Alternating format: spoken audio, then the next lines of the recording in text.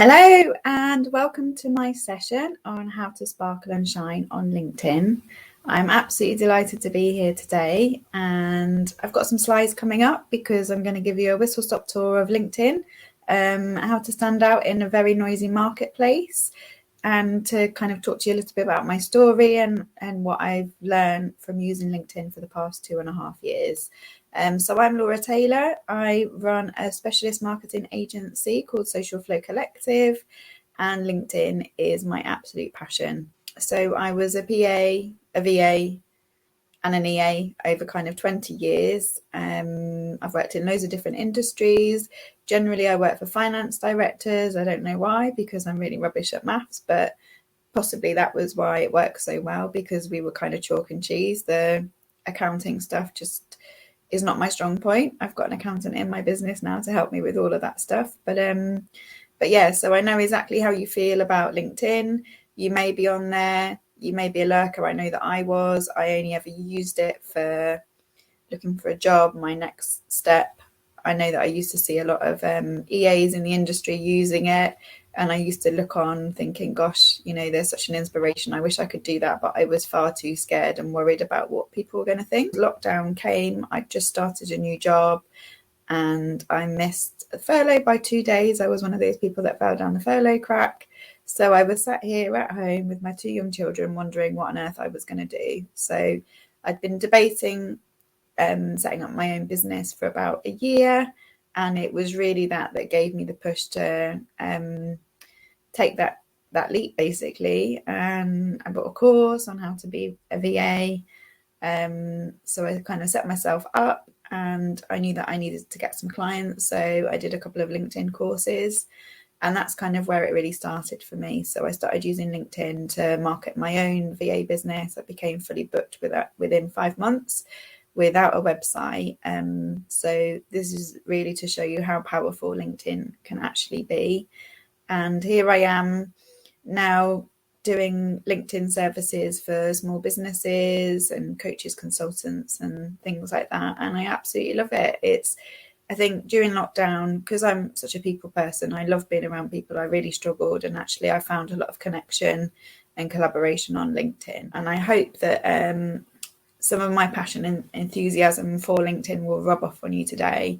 Because I know that if you told me 3 years ago that this is what I'd be doing, I would have laughed in your face, because I would barely even write congratulations on somebody's new job on there, and I check the spelling about 5 times to make sure that I didn't have a typo, whereas now I post quite freely. I'm on there every day, and I've actually got some LinkedIn friends. So let's get started. Oh, and you can follow me there. There's my address if you would like to follow me on LinkedIn. So today I'm going to talk a little bit about demystifying LinkedIn. I've kind of touched on that already.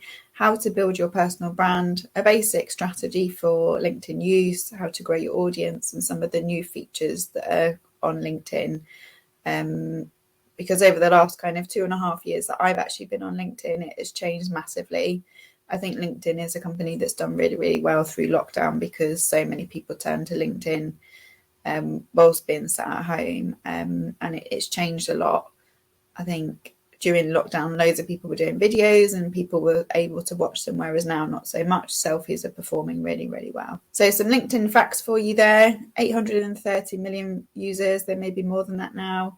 4.9% are content creators like me. So that just shows you kind of how good it is to actually be putting out content on there, because probably your competitors are not doing it. So, you know, getting yourself out there. I know it can be difficult using LinkedIn when you're working for a company, but I think any company that has a PA or an EA that is actually going to start using LinkedIn to kind of build their own brand, they're not going to stop that, basically, because it portrays them in a really good light, and you're more active. And I think actually more and more companies, more and more people are sharing things on LinkedIn, and it's just becoming more of the norm. So, you know, kind of really trying to get yourself on there and ahead of the curve, because there are people who are just lurking on there.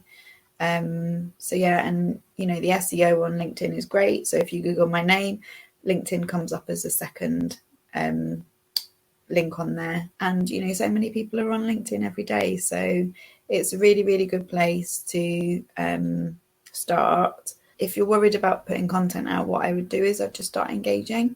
That's my main kind of tip. So why LinkedIn? I mean, you probably know it. I'm really trying hard to demystify that feeling of it being like a corporate CV site where people get jobs. It's not about that anymore. It is a social media site, and it's the most credible social media site because of the corporate CV aspect that it had before. So, you know, it's about being there. It's about building networks. It's about being friendly. It's about cheerleading. It's about learning things. It's about being thought leaders in your industry. There's so many things that you can do on there. There's actually a lady called Hayley Hudson. If you look for her, so she was a PA. She's a VA now, and she's in the LinkedIn Accelerator Creator group. So she is really, really in the forefront of supporting admin staff, support staff, PAs, VAs, and she's actually working directly with LinkedIn. So please go and have a look at her profile and see some of the stuff that she's doing, because she is kind of leading the way with our industry basically on LinkedIn. So yeah, and it's all about community. You know, like I touched on before, I've got LinkedIn friends.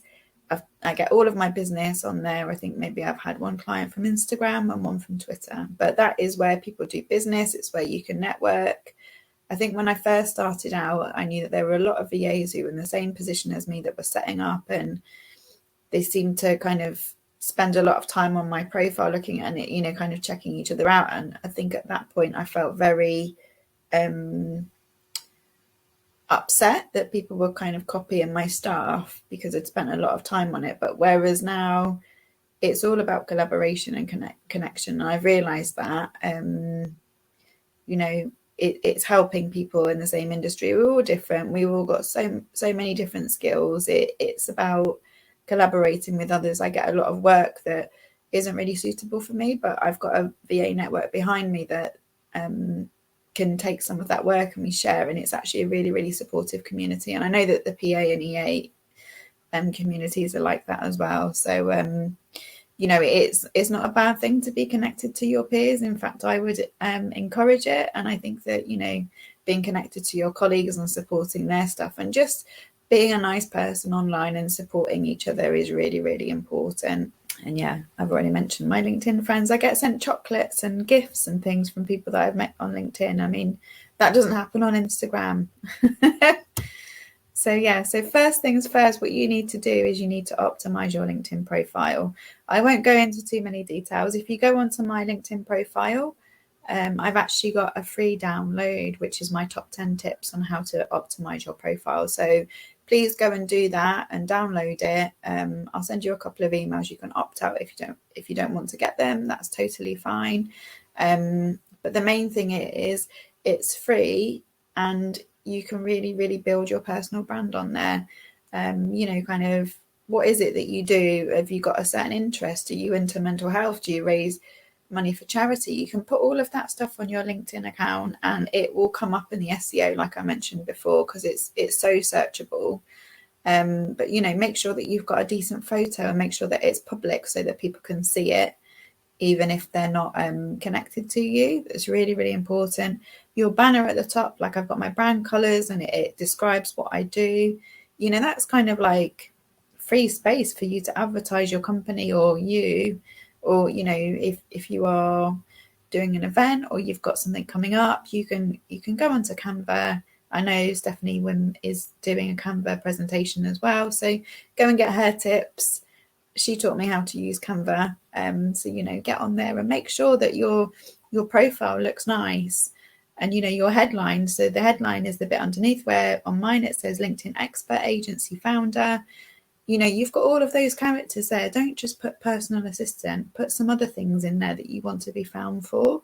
And every time that you engage on LinkedIn, your headline follows you around. You may have noticed that already. Go and log into your LinkedIn profile and have a look around. You know, if it's a bit old and you haven't touched it, then, make sure that it's linking through with your company, that your company has got a logo and it pulls through to your profile.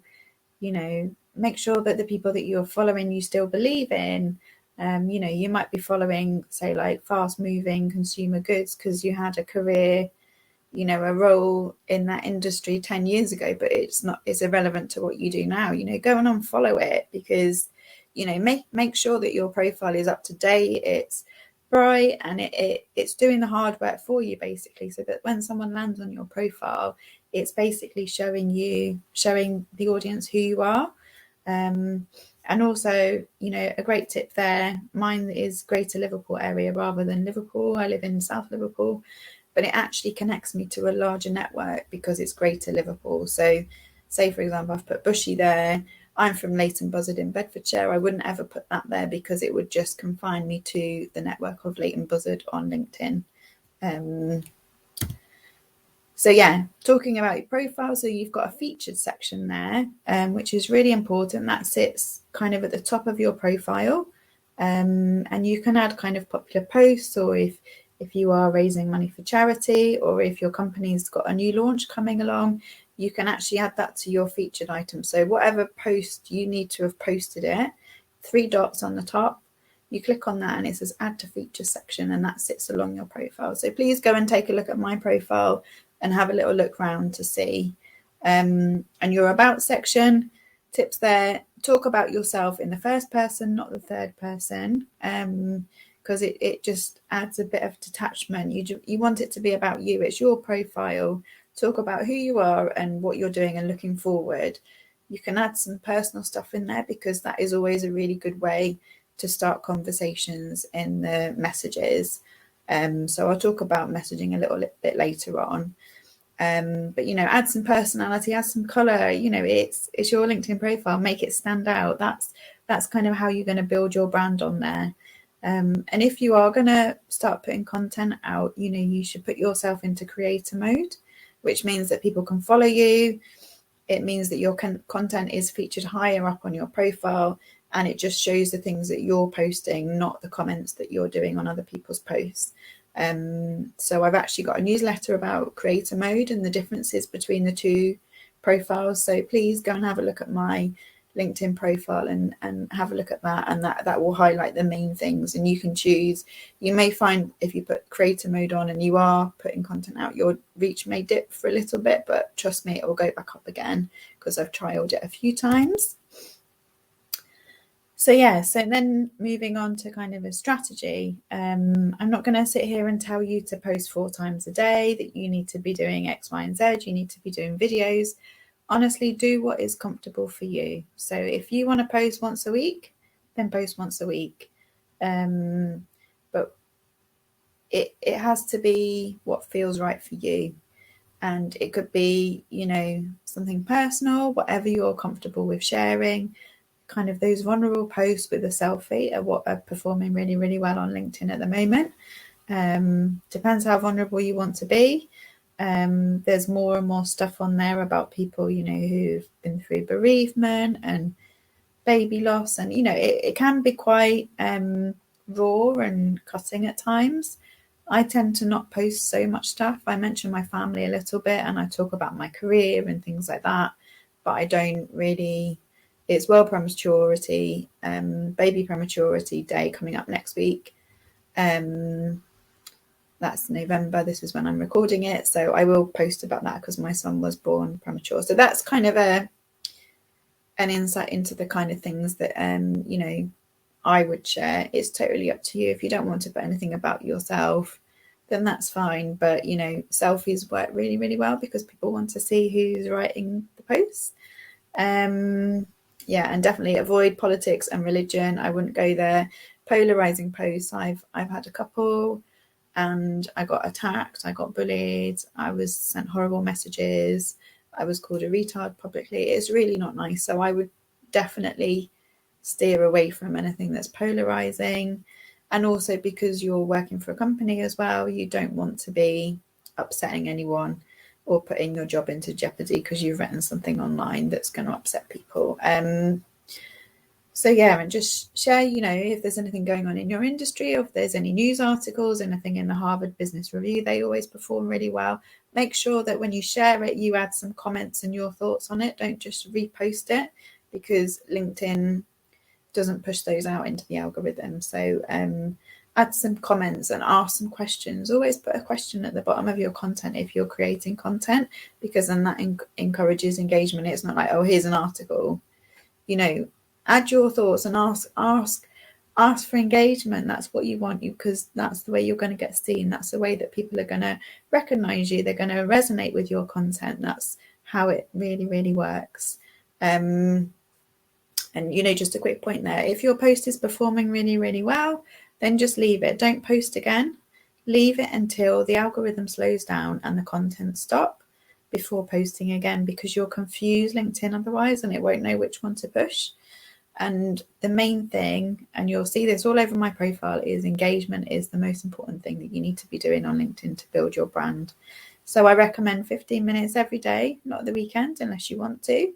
LinkedIn can be quite busy on a Sunday night because people are taking a look, they're thinking about the week ahead. So, Sunday nights can be a good time. Each profile is different. Every profile performs differently. Every audience is on at different times. So, it's one of those things when I work with my clients, we test and we measure when we're going to put content out, and we see the reaction and see what's working. And any content that's performing well, we'll create more of that. Other stuff that doesn't perform so well, we just leave it. Any kind of sales posts that you put out, which they're really important to make sure that people know that you're selling stuff.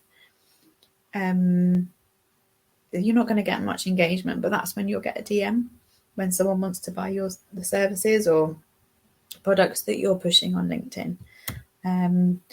So growing your audience is really, really important as well. So like I touched on before, add your peers, add your colleagues. You can add kind of 5 to 10 people every day, maximum of 110. If you try to do any more than that, you will get put into LinkedIn jail. They will give you warnings beforehand, and they'll say, do you know this person, or you're adding more people than most. So once you get to those points, just slow down a little bit. If you really want to grow your audience, then just do consistently kind of 5 to 10 people. If you're not so bothered about growing your audience, just go on kind of thought leaders. And if there's anybody there that, they're writing comments that resonate with you, maybe add them or follow them, depending on whether they're in creator mode or not. And yeah, just look at who's talking to each other, basically. I think I got a tip from Stephen Bartlett that when he was running Social Chain, anybody that was running another social media agency, he went and followed their audience. And, it's one of those things, it's like, well, it's up to the person to decide who they want to work with. So it's like, kind of borrowing someone's audience.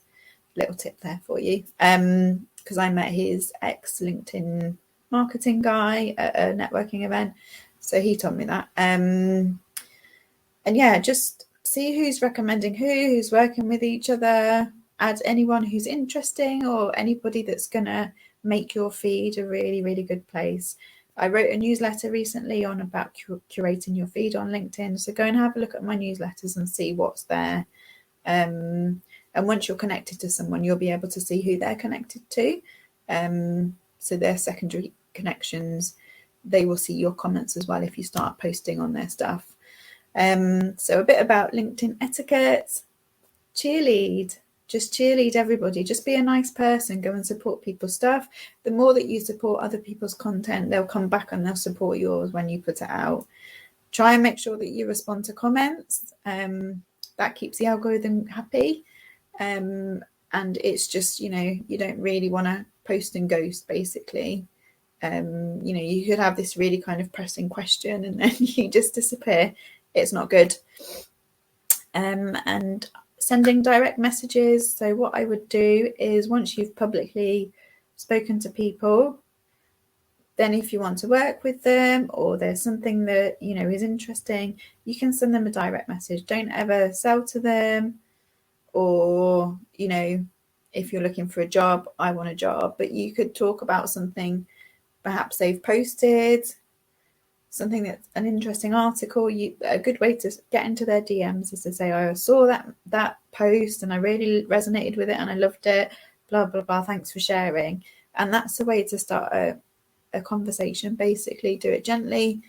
I have trialed using voice notes. You can do videos in DMs, and it's always really nice. I think some people say don't send direct messages, but actually I think it's really nice and it makes you stand out. So don't ever do it cold, but sending a nice message is a really good way to start building those relationships. Don't ever tag people, so if you want to tag Mel Robbins, don't bother, because she's never going to reply to you. Well, she may do, but I would only tag people in posts that are my colleagues or people that I know that are going to be on LinkedIn to respond. Don't join engagement pods because they're absolutely useless. And like I said before, avoid LinkedIn jail. So that's kind of if you're putting anything that can be reported, or you're adding too many people, or you're using a bot basically to send messages out, which I don't think you would do, but they can take your account off you if they think that you're in breach of your terms and conditions. Some of the latest trends on LinkedIn. So carousel posts, or sliders, you may want to call them. They're really, really popular and they look nice. If you want to upload more than one photo, put them into Canva, convert it into a PDF and upload it as a document, and it will slide across the screen. I think because a lot of people use LinkedIn on their phone, so it just looks a lot nicer. Like I've said before, selfies perform really well. Polls, when they came out last year, they were really, really popular. Like I said, videos seems to have died a death. I think during lockdown they were really popular. So just kind of have a look and see what people are posting, what types of posts they're posting, and what you're seeing in your feed is what's kind of trending. And if you do a video, then obviously make sure that you caption it, because a lot of people are on LinkedIn. If they're at work or they've got children or whatever, they won't listen. They'll want to read. Audio posts are a total waste of time. We've trialed them.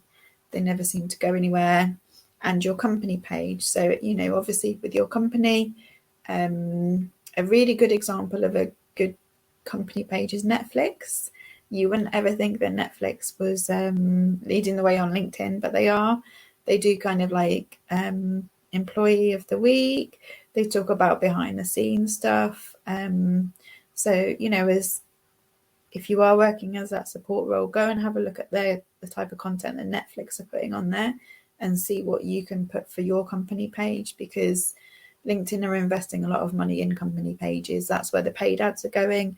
You need a certain amount of followers on your company pages to be able to host events and things. I think it's 150. You get 250 invitations if you own the page to send out to connections, and any staff member gets 100, I think, per month. So, make sure that you're going on there and you're inviting people to follow the page. Because the more people you get on there, the more credible the company page is. And that's where you can share kind of more industry news and, stuff about that's going on in the business, not just kind of recruitment and who you're hiring and things like that, but stuff that's going on that's relevant to your company at the time. And that brings me to the end.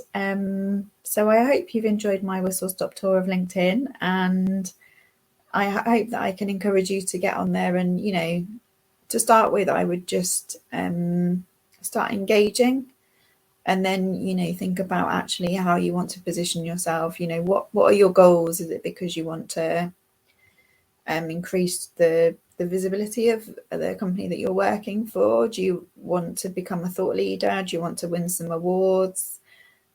Just make sure that you're networking on there every single day, and honestly, you will get loads of opportunities presented to you. I mean, I've followed Nikki Christmas for many years, and whenever I needed a promotion or I was changing jobs or I wanted to see what was going on, I would avidly be on Nikki's page.